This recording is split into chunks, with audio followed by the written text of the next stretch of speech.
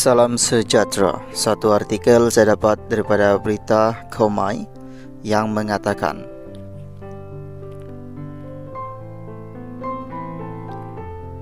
Amiza anjur berbuka puasa tahil untuk arwah Andre sepanjang Ramadan di Keramat.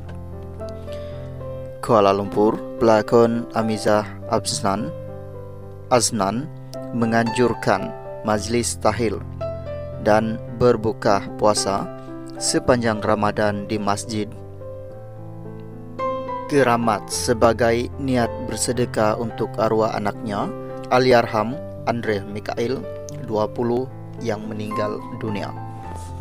Isnin lalu, Amiza berkata idea itu lahir secara spontan kerana memanjangkan lagi sedekah yang diterima daripada rakan, taulan dan orang ramai. Hasrat itu timbul secara tiba-tiba. Duit sedekah yang saya terima itu menyebabkan saya tergerak untuk mengadakan majlis tahil dan buka puasa sepanjang bulan Ramadan ini. Jadi, saya hendak berkongsi sedekah orang ramai dengan orang lain atas niat nama arwah Andre Mikail.